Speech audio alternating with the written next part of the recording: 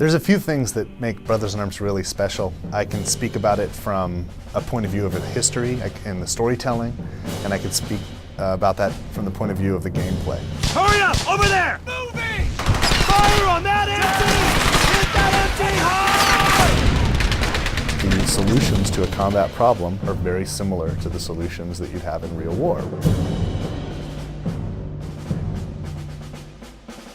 We try our best to develop our gameplay tactics to be as accurate to actual military tactics as possible. Tactics is not about getting a bigger gun.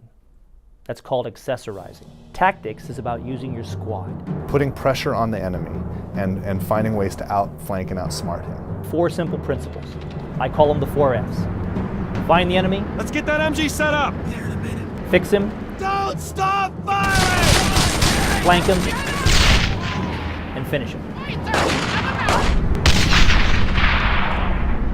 Of course, there's some leeway there. We got to make it fun for the player. So this time around, we made a lot more freeform. We added a lot more shooter elements to it. In the past, we put such a strong emphasis on squad combat that we took a lot of control away from the player. Set up the MG over there! We realized along the way that ultimately what we needed to do was not neuter the player's ability to be powerful, but to make his squads even more powerful, to make them more relevant. Let's go! Tell my squad to suppress the enemy or kill the enemy. In fact, if I get really good at the game and I choose to play it this way, I can beat the game without ever firing a shot. Now the player's viewing his squad as more of a weapon rather than a squad.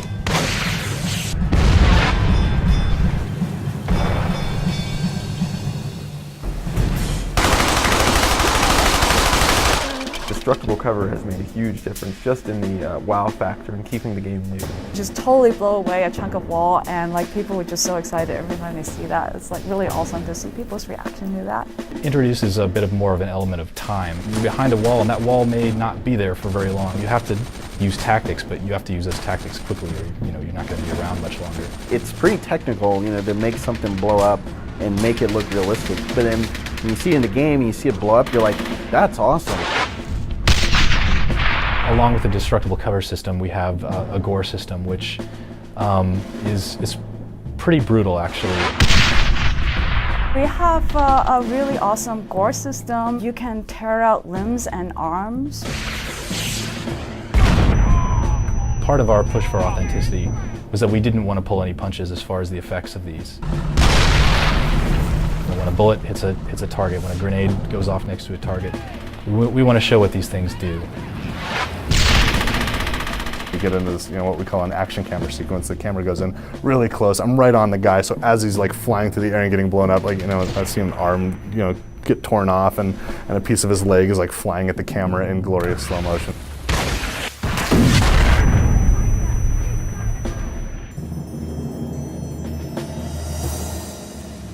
When you see real soldiers in real situations, a lot of time they're in a relaxed or more of a patrol stance. You can't always be perfectly ready. Guns are heavy. You can't always hold them up to your eyeball all the time. Soldiers are not always in combat. They're not always yelling. If he's in patrol, he's talking, and there's color dialogue to go along with that. I don't think you're gonna kill him with words! Coming out of the cinematic, the player and his squad are in this patrol stance. Then you'll suddenly see them all hunker down, and they'll get really quiet. Start getting low, they start whispering. This spot doesn't look too safe. You notice Baker's voice changes. When he gives commands, he's whispering. Germans ahead. Don't think they saw us. This lets the player know that he's in stealth, and that the Germans can't quite see him, but he can't get too close.